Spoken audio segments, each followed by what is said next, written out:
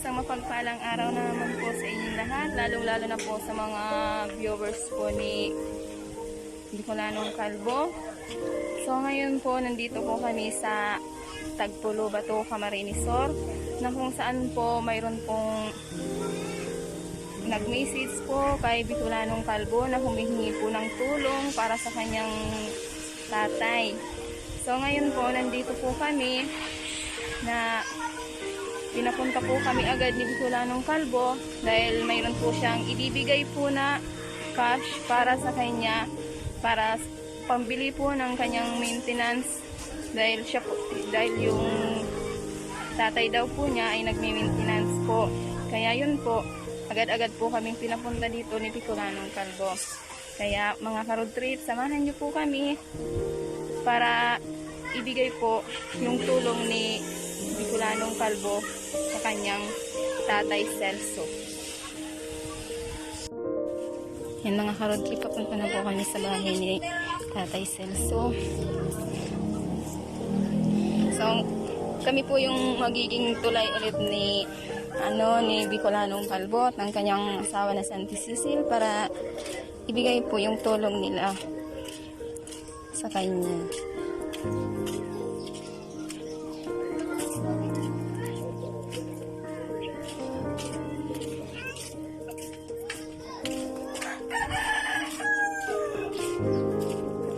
Napakalami pa ng bahay dito.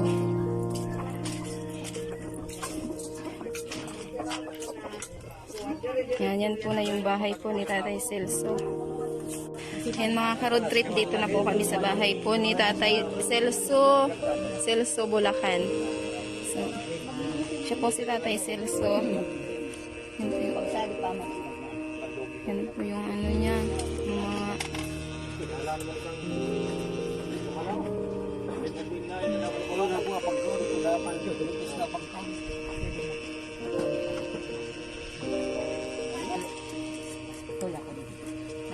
kuya, nagpunta kami dito sa bahay mo dahil kagabay yung kapatid kong si Bicolanong Calvo Vlog, yung mga ka-road trip niya, nag-message sa akin, ay nagtawag sa akin ng humingi raw kayo ng tulong dahil sa sakit mo, pambili ng mga gamot. Kaya po, pinuntahan ko na po kayo ngayon.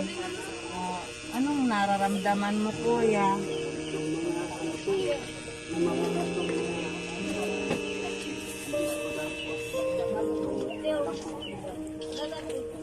Salamat na ako sa inyo na pumunta kayo dito na usang loob na tumutog yung saksak. Sit po kami walang-wala. Salamat ako na kay kusang loob na tumutulong sa kuya.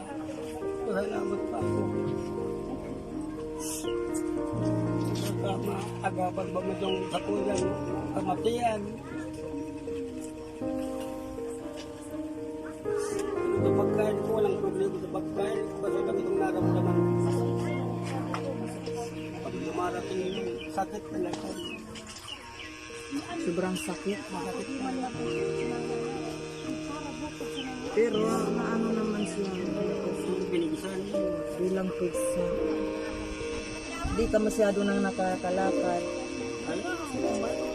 Yung panakakalakad naman ako, pero alakad akong sarungal daw. Pag hindi naman ako magainom ng gamot, balik na naman kagad. Saan ka po nagpapatsika? Pati ka muna sa doktor. Ayaw man hiniling ka. Mga ano naman yan. Kaya sa doktor, wala na yung mga resita. Tapos itong sinimipur kayo yung pag kukontinuous kong gamot.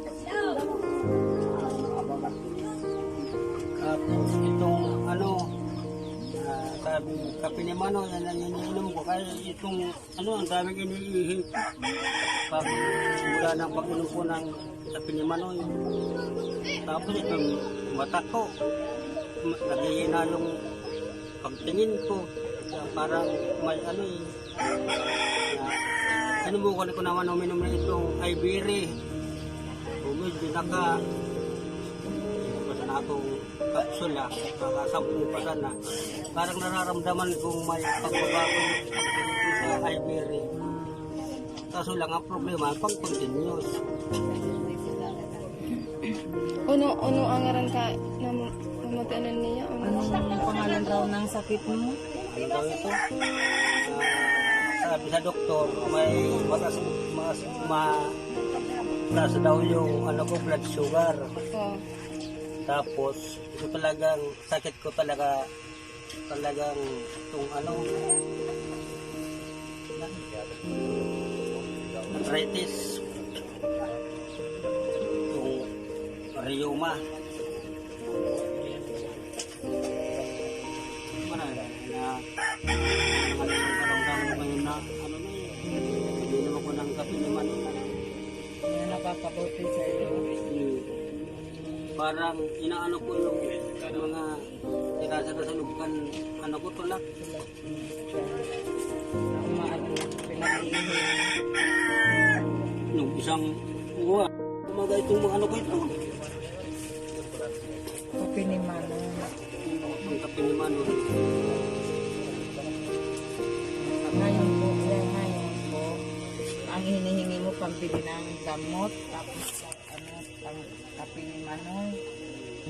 Kaya masabi ko lang sa iyo na hindi tayo palaging manalig lang kay Lord na kahit nakahiga ka, mag-ano ng tulong na para gumaling ka agad. Siyempre, siya ang palagi gabay sa atin. May ibibigay po si Bicolanong Calvo Vlog at saka sa kanyang mga kabigay po sa iyong kaunting tulong si Bicolanong Calvo Vlog na pambili mo ng gamot.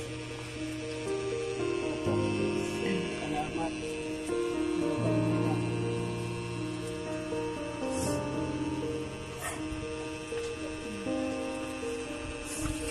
Yung sarap. Isang araw na ito, nagsutuan ko ng makamatay. Ay, wag. Oo talaga. Oo talaga. Huwag mo lang isipin. Hindi ko na kayang dalhin yung sakit ko. Kasalan. Kung nakakuha lang ako ng itong Coralon. Salamat sa Diyos. Sa Diyos ibang tao na kusang loob na tulong mo sa kuya. Yung aning anak ni Kapitan Dalagtan, Jar, nag-ano yan sa Dortodor. Tulong-uling lang dito, binito na mga pambili ng gamot. Pinsan din namin Saldivar. Nangani sa mga anak mo. Itong anak ko mga ibang tao, kusang loob na bumibigay sa kuya ng tulong. Yung mga taga doon sa Maynila, bumibigay sa kuya ng pambili ng gamot.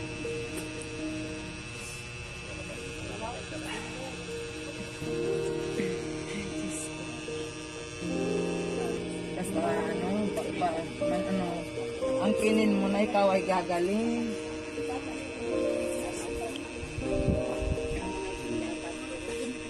Tapos ko sa mga manalo niya, dapat lang ang pagkalagang.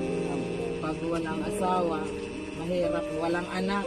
Yung nga kagabi, yung anak mo, sabi niya sa akin, walang maitulong kasi raw siya sa iyo, kaya naghingi na lang ng tulong. Na anuman raw niya si Bicolanong Calvo Vlog, kaya siya nang hingi ng tulong. Kaya yun pag message po ng anak mo po kay Bicolanong Calvo, yun agad-agad rin pong nagpabigay si Bicolanong Calvo at saka yung asawa po niya para mayroon po kayong pangbili ng gamot.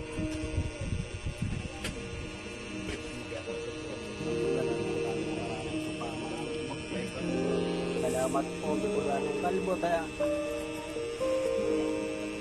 bibigay ka ng kusang loob na magtulong sa kuya. Diba, ito, dumating po mga sa kuyang kasakitan. Ako po nagpapasalamat sa iyo. Ito ba ito malipon ang Diyos? Dumating po man ako. Salamat po. Bicolanong Calvo. Hindi ka nagluwa-luwa na magbibigay na matusa po agad ng tulong. Salamat po. Maasa kong gagaling ako sa tulong mo. At hindi ka pa sa mga ibang tulong mo, sa ibang taong nagbigay sa kuya ng tulong na pangbili ng gamot. Ako po nagpapasalamat. Lalo na kay Lord. na kung wala si Lord o si Ama, siguro kung wala siya, wala na ako ngayon.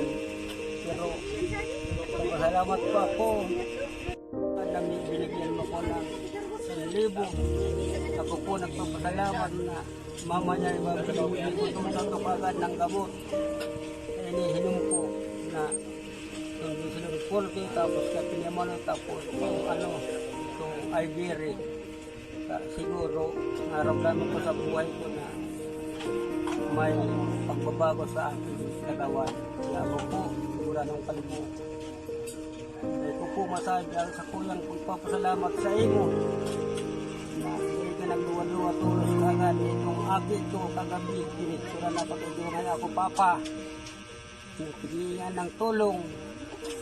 Pinictura na ako kagabi. Kaya dito, hindi mo naraman na sila pupunta dito. Kaya ako po nagpapasalamat na hindi ka nagduwa-duwa, Bicolano ng Kalbo, tinulungan po ako agad. Salamat po.